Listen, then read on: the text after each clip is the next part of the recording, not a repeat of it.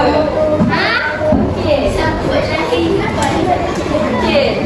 Tahu tak hari ni cikgu nak ajar apa? Okey. Cuba tengok dekat tangan cikgu ni apa benda?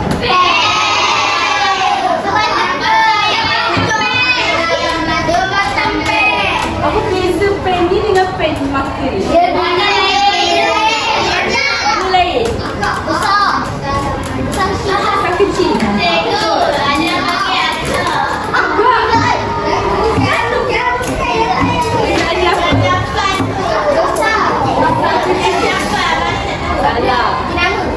Betul. Jenama. Yang mesti jenama. Yang ni tak ada jenama, yang ni ada jenama. Okey. Kalau whiteboard marker ni, kalau kita cakap cikgu minta cikgu nak pen marker, korang akan bagi dekat cikgu warna merah, warna biru, warna yang spesifik kan. Kisahlah jenama apa pun. Kalau cikgu minta, okey, whiteboard marker ni contohlah jenama dia outline ke, stapler ke, dia ada nama dia yang khusus. Maksudnya, ini umum kita panggil sebagai kata nama khas. Kata nama khas. Bila dah ada nama, dia panggil nama dia khas. Jadi dia jadikan nama khas. Betul. Kita perangai.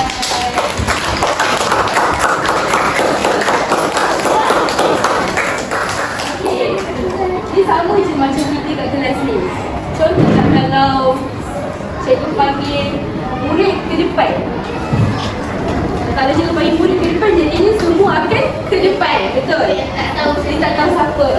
Tapi kalau cikgu panggil contohlah, nak tahu siapa? Happy. Okey, kalau cikgu panggil Saiful ke depan, siapa yang akan datang? Saiful lah kan. Sebab apa?